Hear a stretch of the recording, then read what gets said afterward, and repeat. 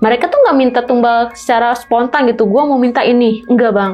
Setiap kakak ipar gue lagi hamil, itu dia datang, dia bilang katanya, saya akan ngambil milik saya, hak saya, kata gitu.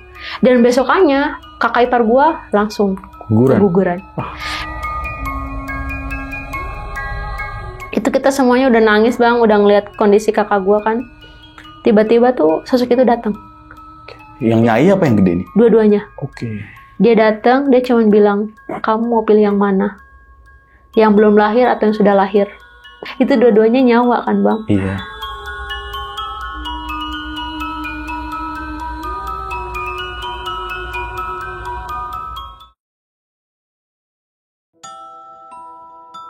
Assalamualaikum warahmatullahi wabarakatuh. Balik lagi di channel Kisah Tengah Malam bareng gua Saputra Kristiansyah. Seperti biasa nih, hari ini gua udah menghadirkan narasumber nih yang bakal menceritakan pengalaman horornya. Jadi narasumber kali ini nih diteror oleh sosok yang udah lama ngikutin. Kita kenalan dulu, sebelah gua ada Mbak Sherly nih. Halo Mbak. Halo Kak. Sehat Mbak? Alhamdulillah. Alhamdulillah. Ini kan diikutin oleh sosok lah bisa dibilang ya, yang ngikutin udah lama nih. Ini penyebabnya apa tuh diikutin kalau boleh tahu? Dulu tuh pernah melakukan sesuatu yang membuat sangat fatal. Sampai sosok ini tuh selalu ngikutin sampai detik ini. Sampai sekarang nih? Sampai sekarang. Kalau boleh tahu sosoknya kayak gimana?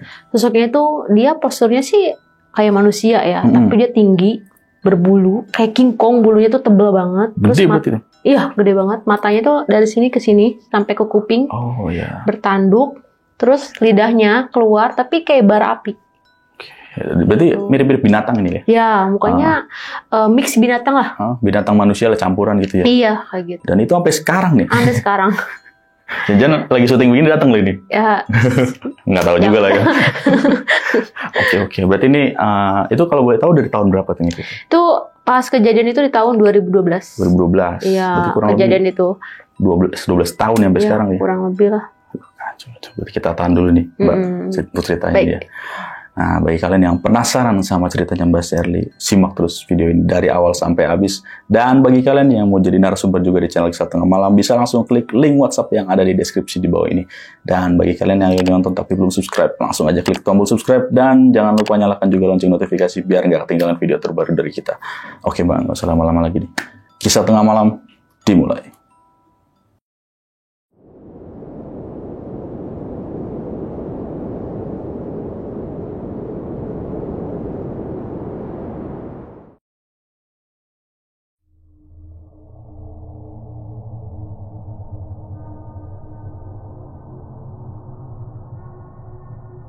Oke Mbak, jadi gimana untuk ceritanya?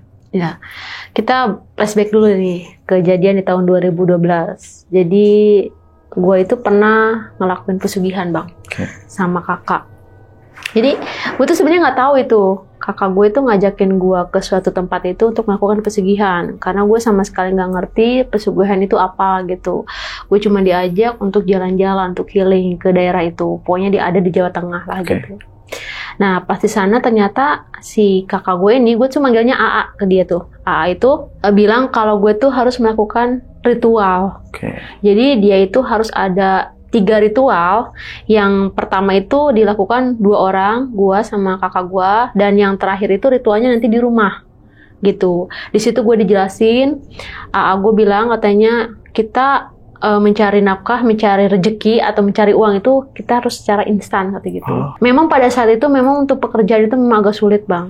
Udah gitu perekonomian keluarga juga memang lagi sulit juga. Jadi gue pikir ya udahlah gitu. Gue cuma ngebantu ritual aja gitu. Selebihnya kan kakak gue yang lakuin gitu. Dan diiming-imingin juga sama kakak gue. Bagian lah ini. Iya, mau dibeliin inilah itulah, siapa sih yang gak tergiur gitu kan pada saat itu. Terus kata si mbahnya itu, si abahnya itu, abah dukunnya lah gitu. Katanya gue ngelakuin ritualnya itu di rumah. Kakak gue di luar gitu, di gua kayak gitu. Akhirnya gue mau karena gue mikirnya di rumah bang. Ya kan, gak bakal kemana-mana gitu, gak bakal yang aneh-aneh ataupun yang menyeramkan gitu. Katanya nanti Dok ya, jam 1 malam saya bangunkan untuk ritual. Dan awalnya itu nggak ada pembicaraan apapun bang. Kalau ritual itu harus gimana-gimana. Nggak ada pembahasan ke situ. Gue pun mengiyakan aja, meskipun gue pernah melihat beberapa kali ritual di rumah gue, tapi nggak ada kepikiran yang aneh-aneh pada saat itu. Sorry, Mbak. Ini berarti ritualnya Mbak di rumahnya si dukun ini? Di rumah si dukunnya itu. Yang kakak di goa? Di goa, iya, gitu. Okay. Nah, jam 1 malam gue dibangunin, dikasih air hangat kan. Akhirnya gue bangun, katanya, ayo Mbak, kita ritual. Jadi Mbak itu masuk ke satu ruangan. Di situ udah ada ruangan khusus, di situ udah ada banyak banget sajian bang. Sajiannya tuh kayak kopi manis, kopi pahit, terusnya benda-benda mistis banyak banget di situ. Sampai gue ngeliat ada satu spesies itu. Gue pikir tuh nggak bakal yang aneh-aneh bang. Ternyata salah bang. Wah, pas gue ditinggalin, di situ tuh baru gue ngeliat sosok yang bener-bener sangat nyeremin banget dalam hidup gue. Sosoknya tuh ada 2 sebenarnya. Yang satu nyai, kayak bisa dibilang itu nyai karena berbentuknya nenek-nenek, tapi gue nggak sepenuhnya ngeliat karena dia pakai tudung gitu. Okay. Nah sebelahnya itu bang kayak ajudannya mungkin ya, gue nggak tahu dah tuh. Pengawalnya gitu. Pengawalnya kali. Itu tinggi banget bang. Okay. Sampai gue tuh nggak berani ngeliat mukanya karena saking ketakutannya gitu. Dia itu kayak megang tombak, bulunya itu bener-bener tebel, terus mukanya yang kedua kalinya gue lihat itu mukanya itu matanya itu sampai sini bang. Iya. Terus lidahnya keluar dan itu kayak bara api. Ada tanduknya. Itu yang bener-bener gue takutin banget. Singkat cerita, selesai gue ritual, akhirnya kakak gue yang ritual, AA gue kan. Dia bertemu lagi sama sosok itu, yang 2 sosok itu. Tapi di gua namanya. Di gua. Setelah itu mereka melakukan, ya gue sih nggak tahu ya, karena gue nggak ikut juga kan ke ritual yang kedua itu. Ternyata kakak gue gagal melakukan ritual itu. Kita pulang, kita pikir tuh nggak akan terjadi apa-apa. Karena kan istilahnya kata kakak gue, nggak jadi deh. Nggak dilanjutin katanya. Ya gue pikir nggak bakal terjadi apa-apa bang. Dan gue pun memang nggak sepenuhnya tahu pesugihan itu apa gitu. Akhirnya singkat cerita, ternyata gue mulai tuh kayak dimimpiin sama sosok ini. Awalnya cuma mimpi, gue pikir kan masih tersugah sama tempat yang dulu kan. Aduh kata gue mungkin dia ngikutin atau gimana gitu. Awalnya tuh kayak cuman nunjukin, terusnya sering banget sekelebat gitu. Dia ada, dia hadir gitu. Gue cerita sama kakak gue, ternyata dia lebih parah. Pas pulang dari sana pun udah langsung diganggu dia bang. Okay. Mereka tuh pengennya tuh kita melanjutkan ritualnya itu. Karena kakak gue gak mau, soalnya yang minta tumbalnya itu ternyata nenek kita sendiri. Gitu. Singkat cerita, perjanjian itu tuh masih berlanjut sampai pada akhirnya mereka itu minta tumbal. Minta tumbalnya itu, mereka tuh nggak minta tumbal secara spontan gitu. Gue mau minta ini, enggak bang. Setiap kakak ipar gue lagi hamil, itu dia datang, dia bilang katanya, saya akan ngambil milik saya, hak saya, kata gitu. Dan besokannya kakak ipar gue langsung guguran. Itu yang pertama itu pas hamil kurang lebih 4 bulan dia kembar. 2 berarti? 2 langsung diambil. Sebelumnya kakak gue dibikin sakit dulu. Jadi kakak gue dibikin sakit, malamnya dia datang, dia langsung bilang itu bakal jadi milik saya. Langsung bang, besokannya keguguran. Waduh. Awalnya tuh kayak mungkin cuman kebetulan, cuman ya tersuges mungkin kan, karena memikirkan itu terus, karena sering didatangi sama sosok-sosok itu kan. Akhirnya singkat cerita, gue pun menikah dan hamil gitu, hamil anak pertama. Hamil anak pertama pun gue juga sama, selalu didatengin sama sosok itu. Dan selalu mereka bilang, lanjutkan perjanjiannya. Gila sih. Itu bikin gue stres sih bang, karena gue sama AA gue tuh udah kemana-mana bang, minta tolong untuk melakukan putusan perjanjian ini. Iya. Mutusin perjanjian, gue udah kemana-mana. Ritual apa yang gak pernah gue lakuin, gue pernah lakuin bang. Sampai yang aneh-aneh pun gitu, gue pernah lakuin. Karena saking keinginan untuk lepas gitu dari sosok-sosok yang bikin gue stres dah. Kayak gitu. Dan gue juga minta tolong kan pas hamil anak pertama tuh, gue minta tolong sama saudara gue gitu dari Banten.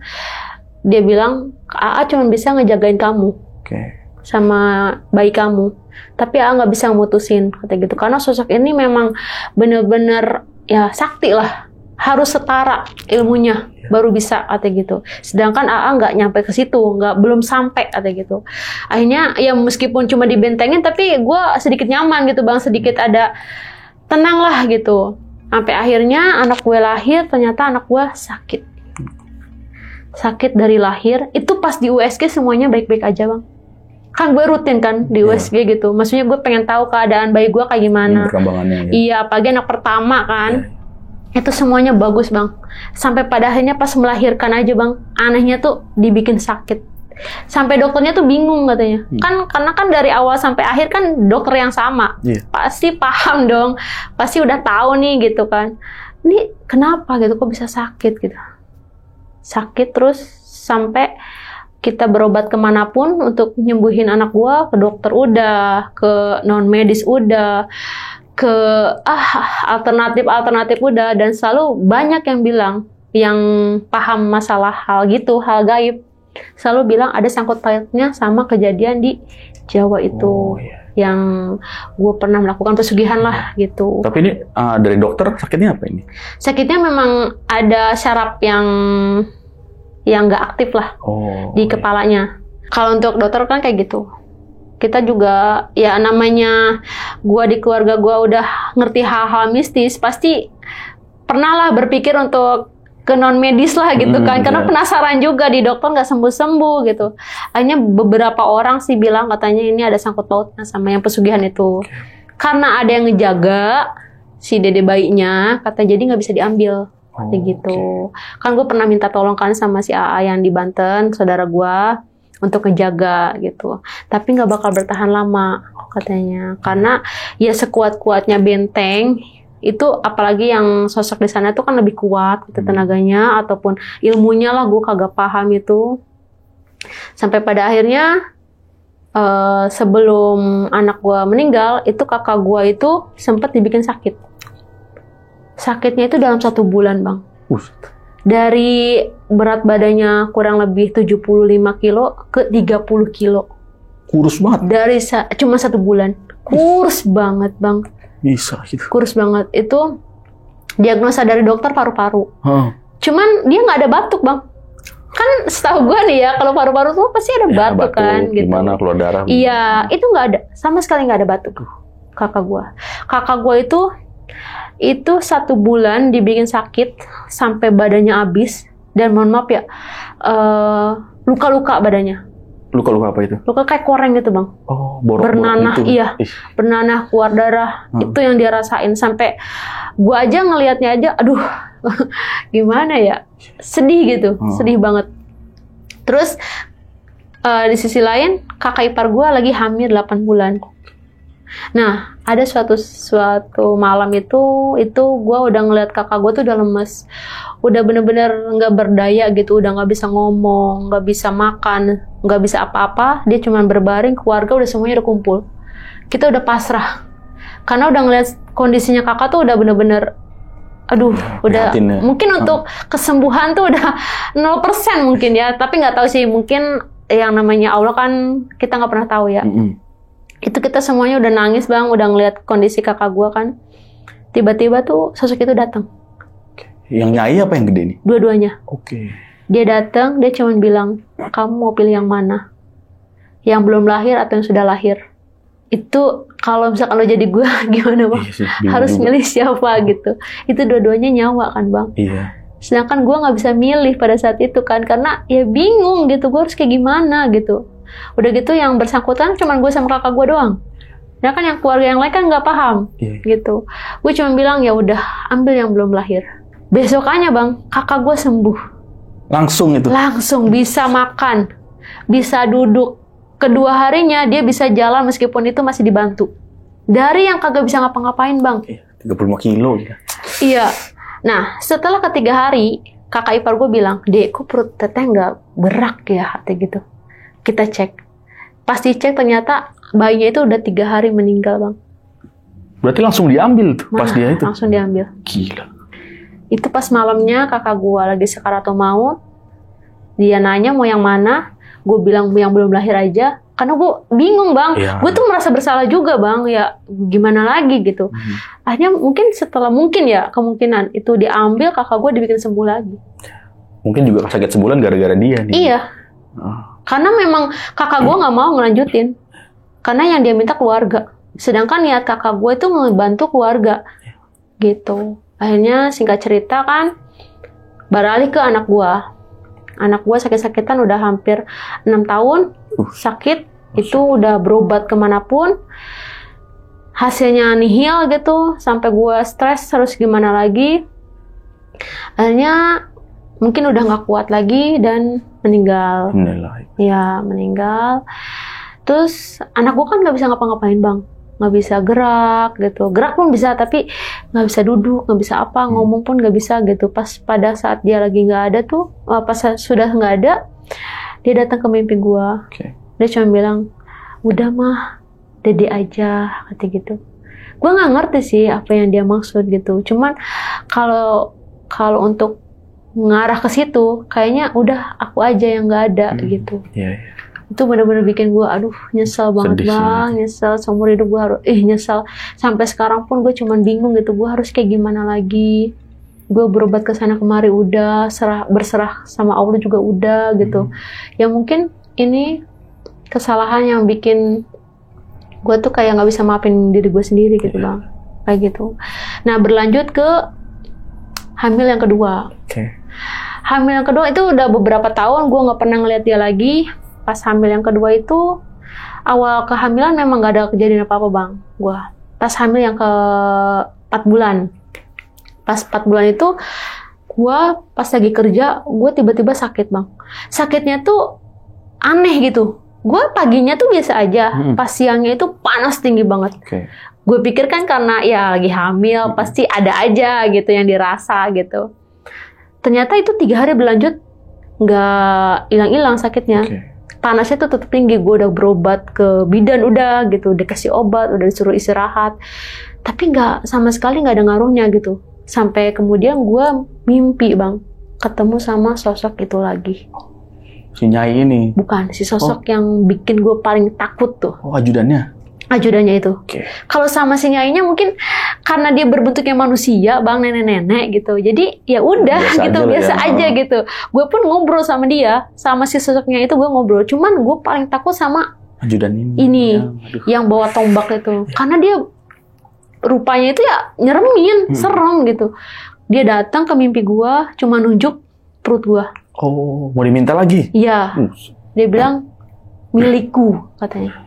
Gue langsung bangun di situ, gue teriak bang. Kata gue langsung cerita sama suami gue langsung telepon temennya yang ngerti masalah-masalah kayak gitu. Ditenangin, gue dikasih air doa juga kan. Terus gue cerita sama si teman suami gue itu, gue didatengin lagi sama sosok itu. Terus kata temennya itu, dia datang lagi. Dia lagi nyari tumba lagi. Aduh bang, gimana gue nggak stres di situ bang? Gue takut setakut-takutnya. Gue yang namanya lagi hamil juga kan ya. Apalagi riwayat anak gue yang pertama juga isanya begitu, sakit-sakitan sampai meninggal gitu. Gue di situ gue udah mulai kepikiran. Terus singkat cerita, beberapa minggu kemudian lagi gue didatengin lagi sama sosok itu. Itu pas gue pulang kerja, perut gue sakit bang. Sakitnya bener kayak kram. Kan kalau hamil kan ada kramnya ya bang ya. Kram, terus gue ngeluarin darah. Gue takut bang, gue takut keguguran juga kan. Gue langsung ke bidan, kata bidan cuman kecapean. Nah pas pulangnya itu gue ngeliat bang, sosok dia tuh ada di depan pintu gue. Itu, aduh kata gue nih, kenapa lagi dia datang lagi kata. Tapi dia nggak bisa berani megang bang. Dia cuma datang, cuma nunjuk, itu milik gue katanya. Itu milikku kata gitu. Kata gue, aduh gimana ini kata gue.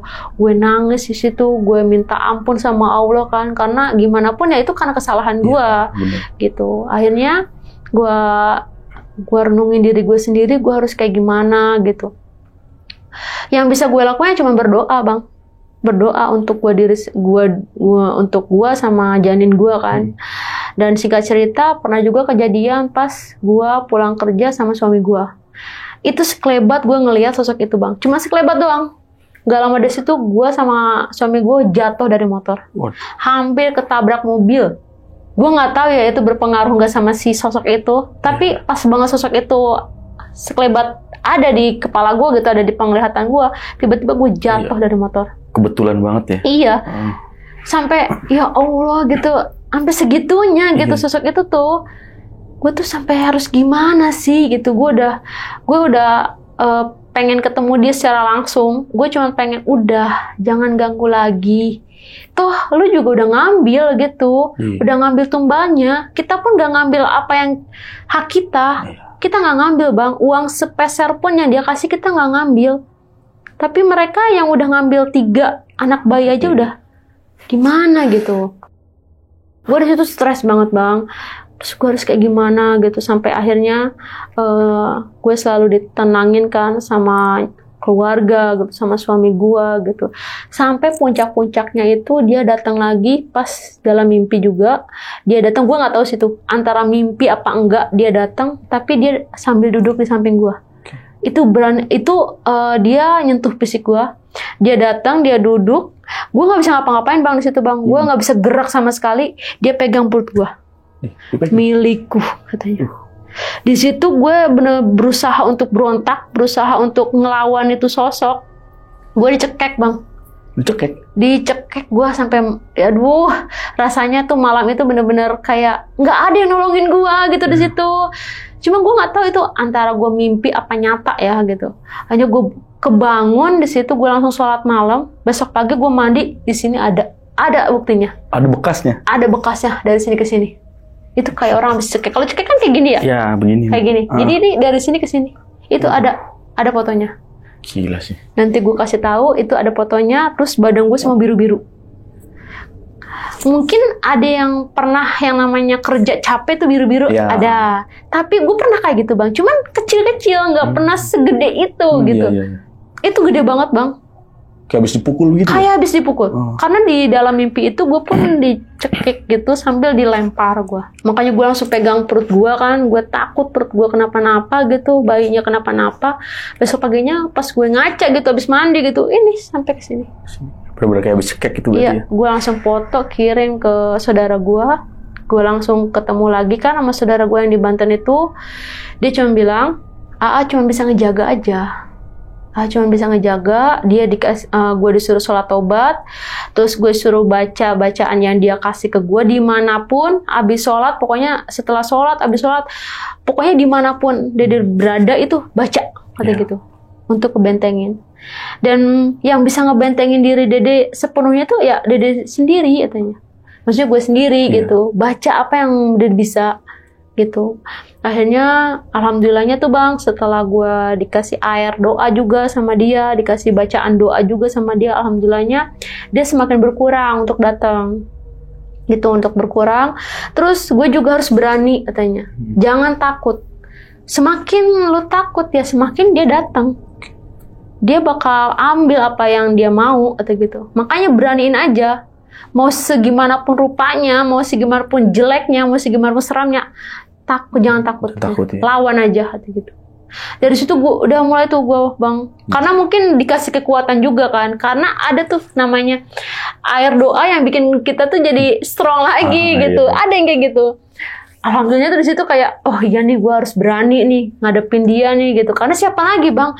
Gue udah ada kali puluhan orang yang gue datengin buat mutusin ini. Iya, nggak ada nihil. Kadang orang-orang kayak gitu tuh cuma buat cuan aja. Benar-benar sih. Iya, ya mohon maaf nggak semuanya memang ya. Tapi ada beberapa ya. Ada beberapa. Mungkin gue sialnya tuh ketemu sama orang yang yang begitu ya. Iya, yang kayak gitu, bisnisnya doang gitu. Gue beraniin diri sampai gue yang namanya hamil tuh kadang disuruh pakai bangle ya kan, nggak boleh keluar rumah malam-malam, itu semuanya gue lepas bang.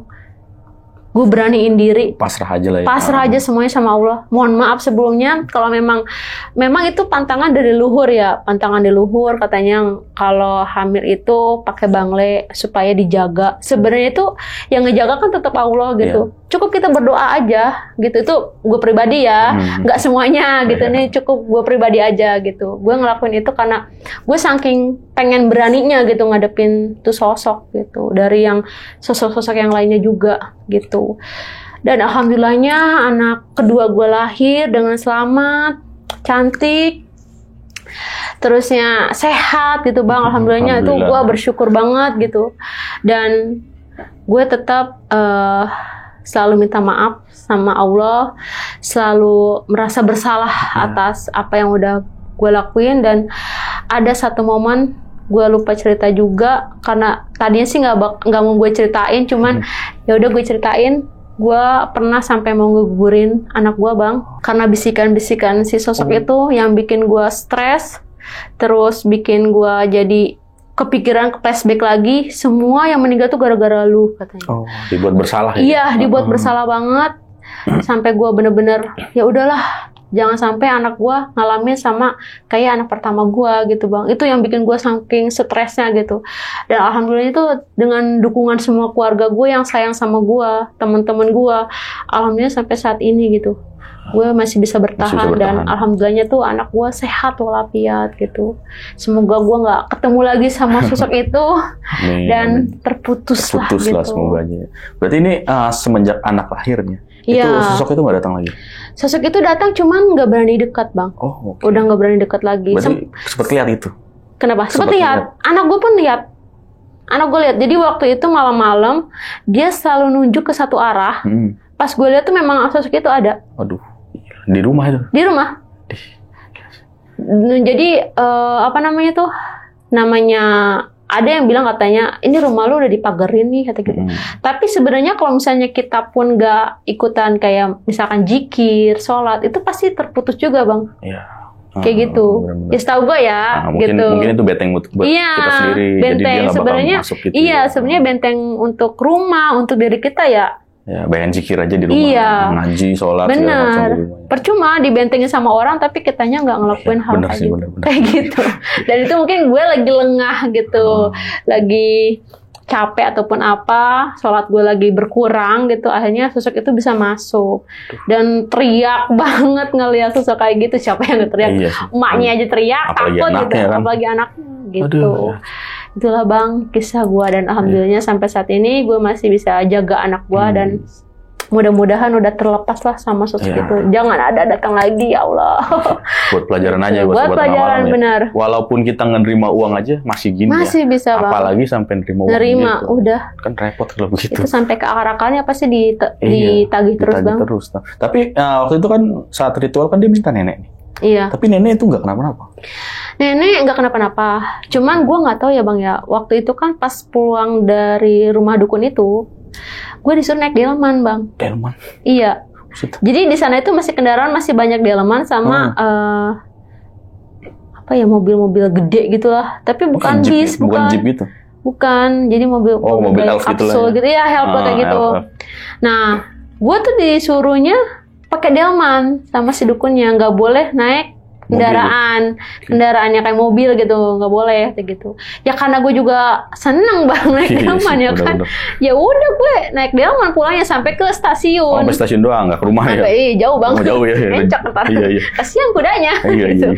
Nah pas hampir 2 tahun tuh, pas nenek gue, kurang lebih ya 2 tahun. 2 tahun setelah ritual itu? Iya, 2 tahun setelah ritual itu, kakak kan sempat sakit, akhirnya yang meninggal malah nenek kita.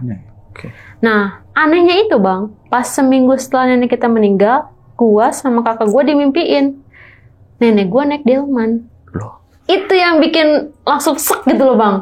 Jangan-jangan diambil ini. Dan gue selalu berdoa jangan sampai gitu bang, nenek kita meninggal tuh gara-gara itu gitu. Diambil tumbal. Iya, karena maksudnya ada ininya gitu bang, apa sih, masih bersangkutan gitu. Masih bersangkutan. Kenapa pas gue pulang dari si dukun itu harus naik delman gitu. Dan pas nenek meninggal pun gue ngeliat mimpi naik delman. Iya, mimpi naik delman gitu. Dan kejadian juga setelah kakak sakit. Iya, setelah kakak sakit. Kalau pas nenek meninggal ini kakak langsung sembuh apa gimana?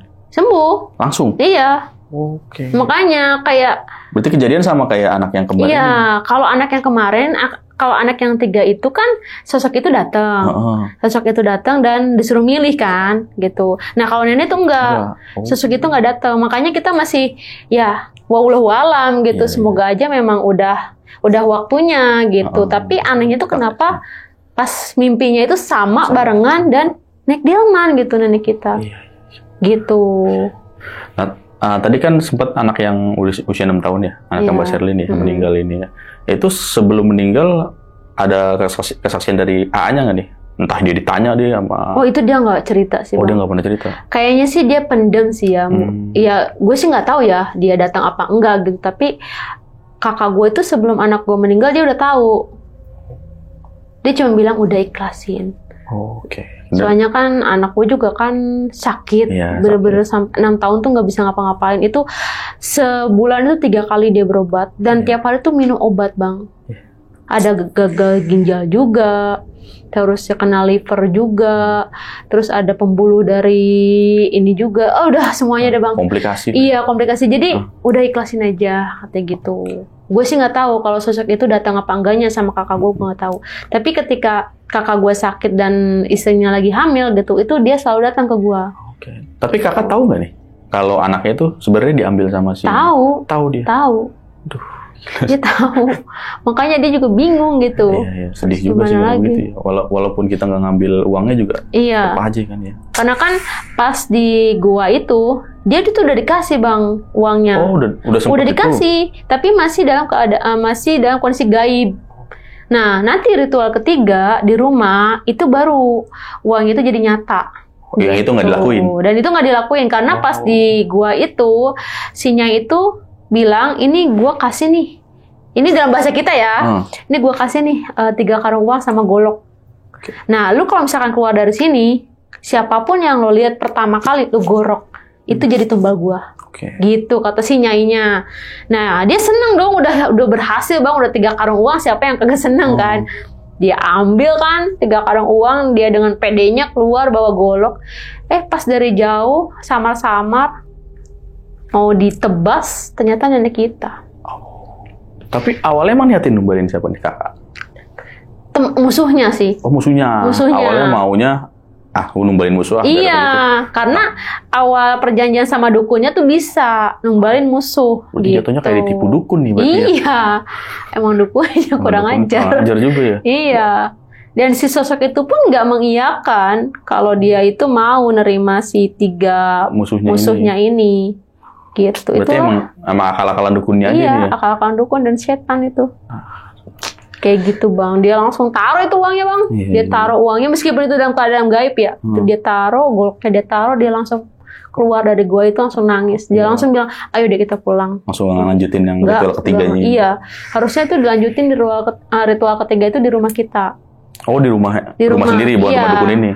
Karena kan nanti uangnya bakal nyata di rumah kita gitu. Berarti yang ritual pertama di rumah dukun, ritual kedua di gua, 3 di rumah. 3 di rumah. Oh ntar otomatis ke rumah uangnya. Iya ke rumah kayak gitu.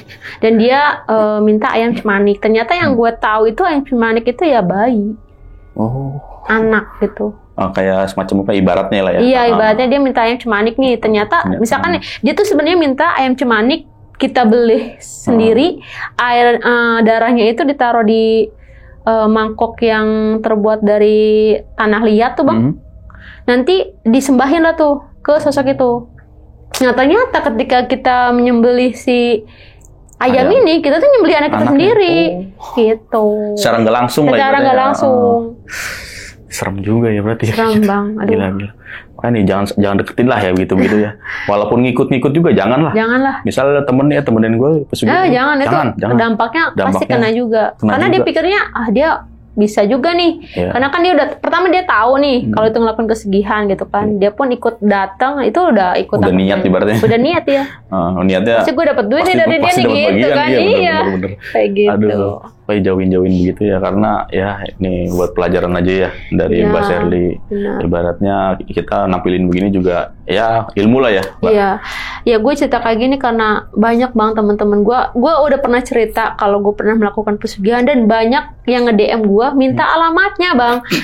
Maksudnya gue udah dikasih tahu resikonya, ini masih resikonya aja. benar-benar fatal ya Bang ya, berhubungan dengan nyawa. Tapi mereka malah kepengen gitu. Gue tuh pengennya malah jangan gitu, jangan. Ini tuh benar-benar aduh dunia niatnya buat ngelarang, iya. malah banyak yang pengen. Banyak yang pengen. Aduh jangan, beneran dah. Pikirin bener-bener berkali gitu. Kalau nggak, aduh langsung sholat taubat lah, langsung lah gitu. Nyeselnya di belakang. Nyeselnya di belakang gitu. Emang kita dibikin bahagia banget Bang. Awalnya doang. Iya. Lah ini awalnya nggak bahagia, nggak dapet duit. Makanya ini awalnya udah nggak bahagia, endingnya pun juga begitu gitu. Aduh. Ternyata yang nipu bukan setan juga, dukun juga. Makanya. Dukunnya nipu, setannya nipu, itu penuh dengan tipu daya begitu ya. Makanya nggak usah deketin lah, gitu. Nah ini kan tadi sempet ritual ketiga yang nggak dilakuin. Berarti sempet ngomong sama dukunnya nih.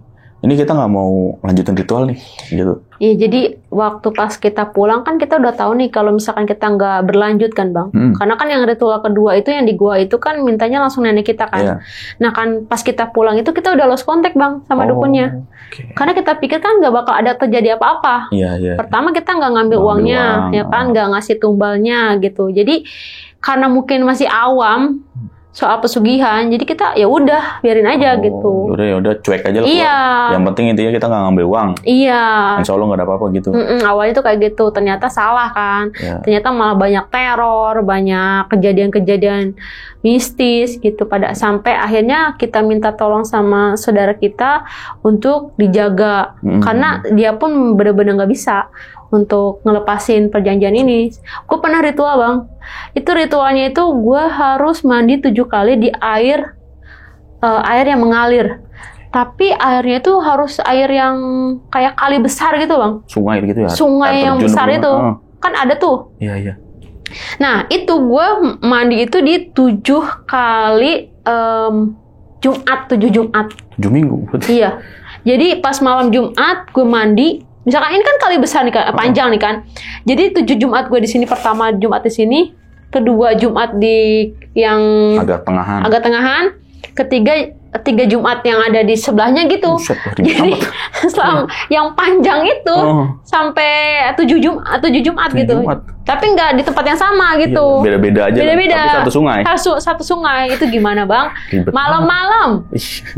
Sampai segitunya gue pengen, iya, gue sama gue direndemin gue di situ, dan memang berpengaruh Bang. Beberapa tahun tuh gue nggak ngeliat dia lagi. Tapi datang lagi ya karena iman kita Bang. Tiap malam Jumat selama 7 Jumat gue disuruh berendam gue di malam-malam. Bogor Bang, dingin banget. Gila gitu mah. Tapi nggak mencoba untuk datengin dukun yang lama itu? Nggak ada Bang.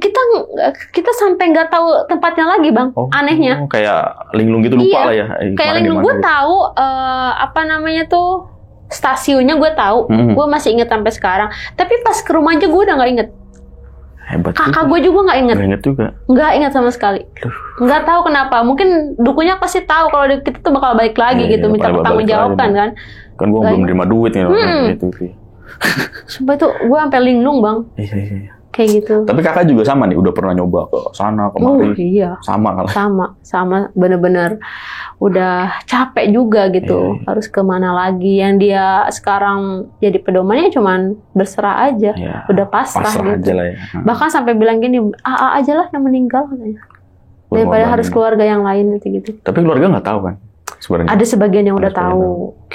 Karena ya gimana pun ya namanya gue waktu itu masih remaja kan, masih belum paham. Ngelihat sosok-sosok itu yang terus-terusan datang ya takut juga. Gue bilang sama nyokap ya, wah abis dimarahin. Dikeramasin langsung. Oke, itu tadi cerita dari Mbak Sherly nih. Gimana pendapat kalian? Tulis di kolom komentar. Jadi untuk pelajaran aja nih buat sobat tengah malam. Ya jangan deketin yang begitu-begituan. Pesugihan, segala macam pengasihan. Kita untuk rezeki mah ya berserah diri aja ya. Allah pasti ngasih rezeki. Allah juga udah nyiapin rezeki buat kita gitu. Tinggal kita aja yang giat lah untuk nyari lah ya. Berusaha gitu. Kalau sampai segini kan ibaratnya keturunan kita yang terancam. Betul Bang. Kalau keturunan nggak ada yang lama-lama kita yang kena. Iya. Betul. Oke, thank you banget nih Mbak. Ya, udah mau kasih. sharing pengalamannya nih yang luar biasa nih. Semoga bermanfaat ya Bang ya. Dan jangan ada yang nge-DM gue minta alamatnya, gue nggak tahu. Orang lupa tadi diceritain ya. Udah lupa gue. Okay. Dan thank you banget ya buat Sobat Tengah Malam yang udah nonton dari awal sampai habis. Nah, kalau kalian suka dengan video ini bisa like, subscribe, dan komen nih pendapat kalian gimana. Share juga nih yang banyak video ini kemana-mana. Oke, segitu dulu. Gue Putra pamit undur diri. Mbak Sherly juga pamit undur diri. Wassalamualaikum warahmatullahi wabarakatuh. Waalaikumsalam.